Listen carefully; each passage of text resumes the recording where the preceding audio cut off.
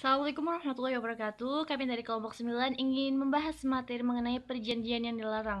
Nah, perjanjian yang dilarang ini meliputi pasar oligopsoni, integrasi vertikal, perjanjian tertutup dan juga perjanjian dengan pihak luar negeri.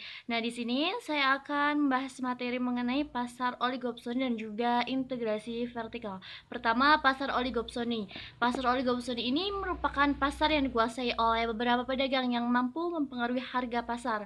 Nah, pengertian oligopsoni ini berdasarkan Undang-Undang Nomor 5 Tahun 1999 Pasal 13 ayat 1 merupakan kegiatan di mana pelaku usaha dilarang membuat perjanjian dengan pelaku usaha lainnya untuk secara bersama-sama menguasai pembelian atau penerimaan pasokan agar dapat mengendalikan harga atas barang atau jasa dalam pasar yang bersangkutan yang dapat mengakibatkan terjadinya praktik monopoli atau persaingan usaha tidak sehat.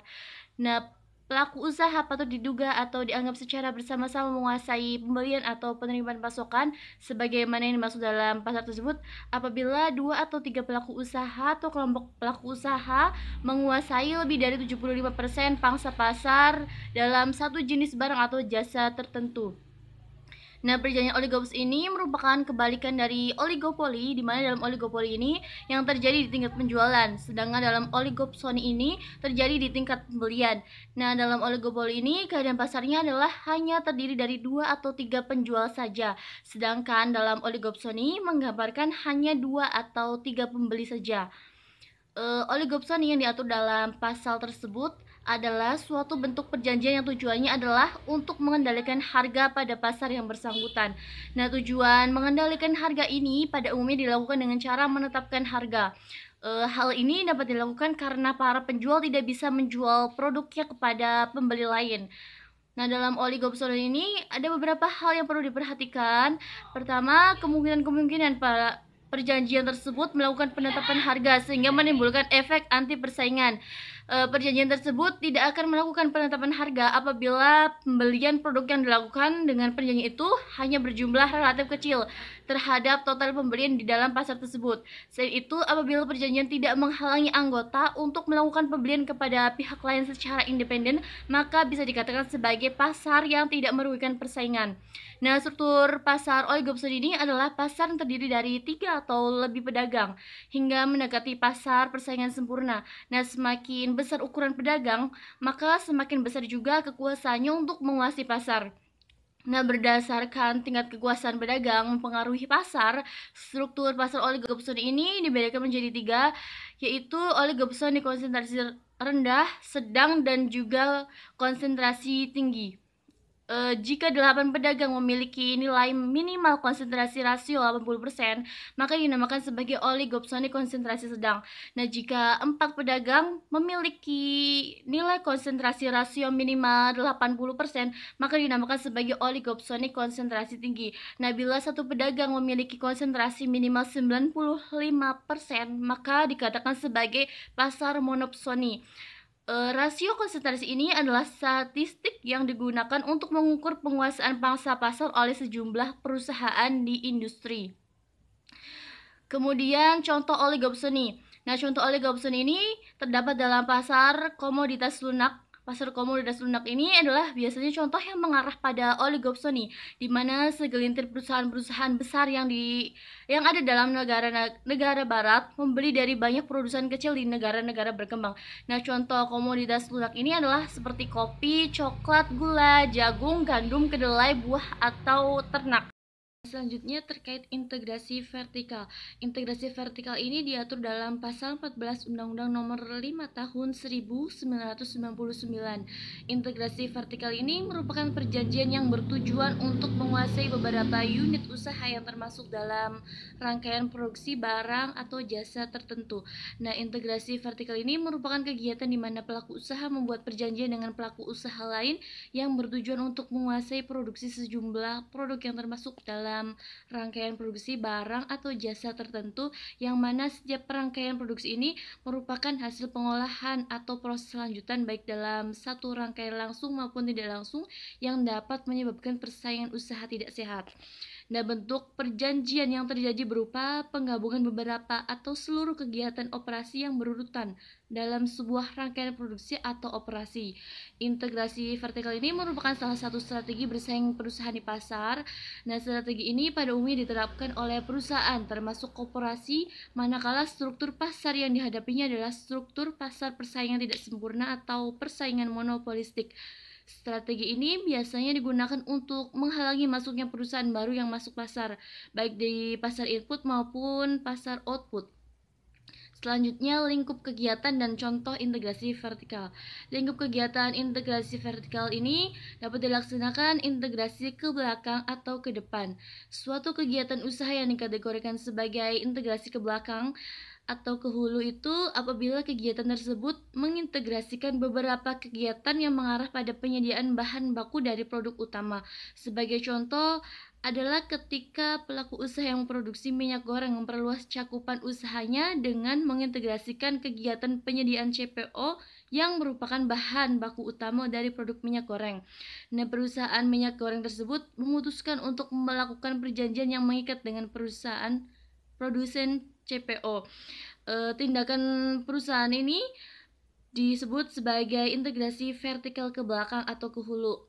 Sedangkan kegiatan usaha yang dikategorikan sebagai integrasi vertikal ke hilir adalah apabila ketika kegiatan tersebut mengintegrasikan beberapa kegiatan yang mengarah pada penyediaan produk akhir. Sebagai contoh, ketika pelaku usaha yang memproduksi minyak goreng tersebut memutuskan untuk memperluas cakupan usahanya dengan mengintegrasikan kegiatan distribusi minyak goreng dan toko swalayan untuk menjual minyak goreng langsung kepada konsumen akhir. Nah, perjanjian yang mengikat antara produsen minyak goreng dengan distributornya serta toko swalayan digolongkan sebagai integrasi vertikal ke hilir. Selanjutnya, unsur-unsur integrasi vertikal. Pertama itu adanya perjanjian. Nah, kedua, perjanjian tersebut dibuat dengan pelaku lain. Ketiga, bertujuan untuk menguasai produk. Keempat, produk tersebut termasuk rangkaian produksi, hasil pengolahan atau proses lanjutan termasuk produk dalam rangkaian tersebut, baik secara langsung maupun tidak langsung. Nah, kelima, pembuatan perjanjian tersebut dapat mengakibatkan terjadinya persaingan curang. Di sini saya akan menjelaskan tentang perjanjian tertutup.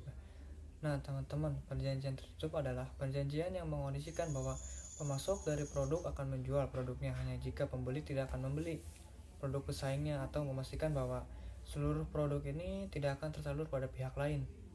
Nah, kemudian ada perjanjian tertutup itu dilarang oleh pasal 5 Undang-Undang Nomor 5 tahun 1999, yakni yang pertama itu bahwa pelaku usaha dilarang membuat perjanjian dengan pelaku usaha yang lain. Nah, yang memuat persyaratan bahwa pihak yang menerima barang jasa hanya akan memasok atau tidak memasok kembali barang atau jasa tersebut kepada pihak tertentu dan atau pada tempat tertentu. Nah, yang kedua itu bahwa pelaku usaha ini dilarang membuat perjanjian dengan pihak lain yang memuat persyaratan bahwa pihak yang menerima barang dan jasa tertentu harus bersedia membeli barang atau jasa lain dari pelaku usaha pemasok.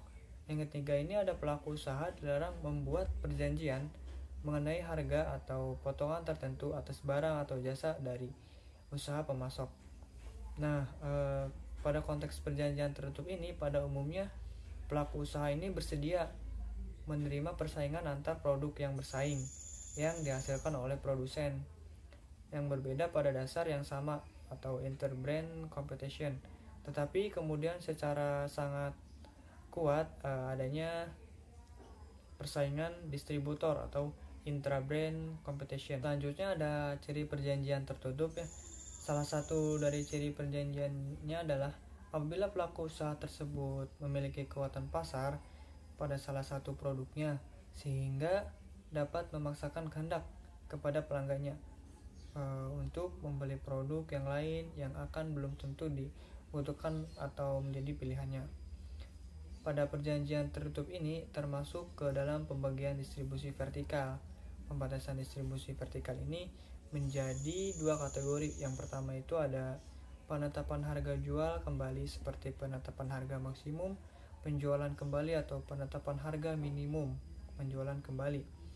Akan tetapi pada pasal 8 Undang-Undang Nomor 5 tahun 1999 melarang penetapan harga minimum, sedangkan penetapan harga maksimum untuk distribusi vertikal ini tidak dilarang. Yang kedua itu ada pembatasan distribusi vertikal yang bukan tentang harga, misalnya pengalokasian konsumen dalam wilayah tertentu atau kelas konsumen tertentu kepada pihak-pihak penjual kembali reseller yang tertentu. Baik, terima kasih. Selanjutnya ada perjanjian dengan pihak luar negeri. Perjanjian dengan pihak luar negeri dalam pasal 16 Undang-Undang Nomor 5 tahun 1999 tentang larangan praktik monopoli dan persaingan usaha tidak sehat, yaitu perjanjian pelaku usaha dalam negeri dengan pihak lain di luar negeri dengan memuat ketentuan yang dapat mengakibatkan terjadinya praktek monopoli dan atau persaingan usaha tidak sehat. Setiap subjek dalam hukum diperkenankan untuk melakukan perjanjian dengan siapapun tanpa dibatasi.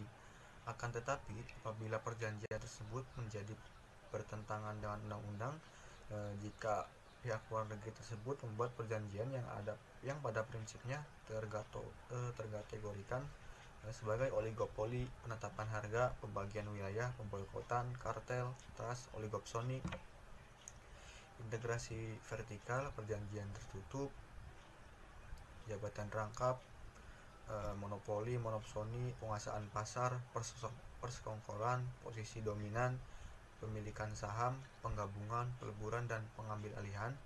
Perbuatan yang merugikan pihak lain akan mengganggu keseimbangan dari kehidupan masyarakat. Kerugian di pihak lain tentunya membawa konsekuensi logis adanya keuntungan dari pihak lain. Kerugian dapat dialami oleh masyarakat umum dan atau pelaku usaha pesaing, sedangkan keuntungan dalam hal ini dinikmati oleh segelintir pengusaha yang melakukan rekayasa pasar. Untuk contoh perjanjian dengan pihak luar negeri, contoh kasus dalam perjanjian pihak luar negeri yaitu kasus perjanjian antara Astro Al Asia Network dan PT Direct Vision dengan ISPN Star Sport hak siar eksklusif Barclays Premier League.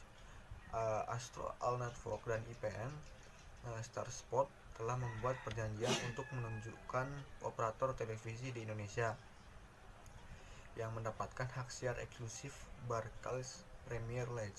Pihak Astro Al Network membuat perjanjian penunjukan langsung kepada PT Direct Vision yang mendapatkan satu-satunya hak siar atas BPL di Indonesia.